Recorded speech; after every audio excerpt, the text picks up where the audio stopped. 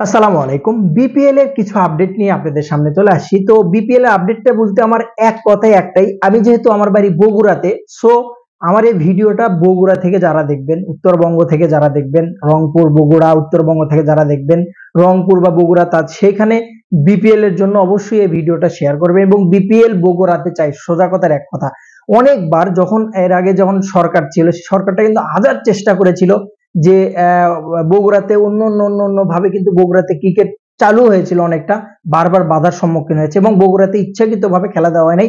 দর্শক সংখ্যা যদি দেখেন আপনি, ভালো হোটেল আছে থাকার জন্য, 5 স্টার হোটেল আছে, তারপরে আপনি সবকিছু সুযোগ সুবিধা আছে, যেখানে পিচ ভালো, পিচের কন্ডিশন ভালো, তাহলে আপনি কেন খেলা দিবেন না বগুড়াতে? আমার বুঝান, কেন খেলা দিবেন? এটা একটা সিন্ডিকেট, সিন্ডিকেট ছাড়া আর কিছু না।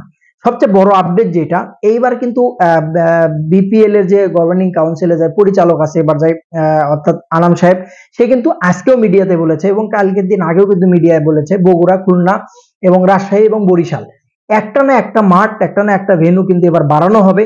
বগুড়াকে নিয়ে যেহেতু সে মুখ খুলেছে, কথা বলেছে, তো আমার বক্তব্য যে এটা, যে বগুড়াবাসী হিসেবে, আমি একজন বগুড়াবাসী, বগুড়ার ছেলে হিসেবে আমি কভার চাচ্ছি, যেটা সেটা হচ্ছে যে আমার বগুড়া বিপিএল চাই।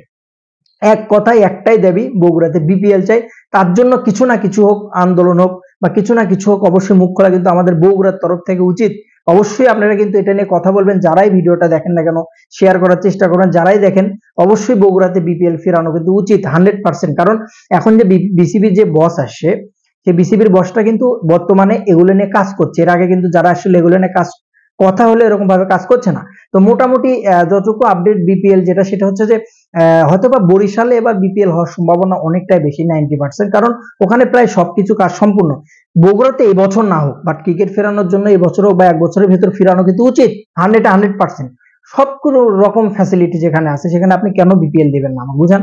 তো এটা একটা সিন্ডিকেট থেকে বেরিয়ে আসে, যদি সত্যিকার অর্থে ক্রিকেট যদি উন্নতি করতে চান, দেশের ক্রিকেটার যদি বাউন্স বল ভালো খেলাইতে চান, তো অবশ্যই রাজশাহী এবং হচ্ছে আপনার বগুড়ার মাঠটা কিন্তু জরুরি। কারণ ওইসব বাউন্সি পিচ বাইরের দেশে গেলে ক্রিকেটাররা ঠিকভাবে খেলতে পারে না, বাউন্সি বল এলে কিন্তু চুপসে দেয়। তো সেখানে যদি আপনি বগুড়া এবং হচ্ছে রাজশাহীতে এগুলো মাঠে যদি বেশি বেশি খেলানো যায়, বিপিএল থেকে শুরু করে অন্য অন্য লিগ যেগুলা, সবগুলো যদি খেলানো যায়, সিন্ডিকেট থেকে বেরিয়ে আসে, মনোমালিন্য ঠিক করে যদি এগুলোতে বিপিএল করা যায়, অনেকটাই কিন্তু ক্রিকেটের জন্য ভালো হবে। ঠিক আছে, ফুটবলে যেমন সিন্ডিকেট হুনমারানিভূত আছে কিছু, তো বাংলাদেশ ক্রিকেটেও কিন্তু আগে থেকে আছে হুনমারানিভূত। সো এখান থেকে বেরিয়ে এসে ভালো চিন্তাধারায় ক্রিকেটকে আগায় নেওয়ার জন্য কিন্তু 100% উচিত বগুড়াতে কিন্তু ক্রিকেট দেওয়া, বগুড়াতে বিপিএল দেওয়া।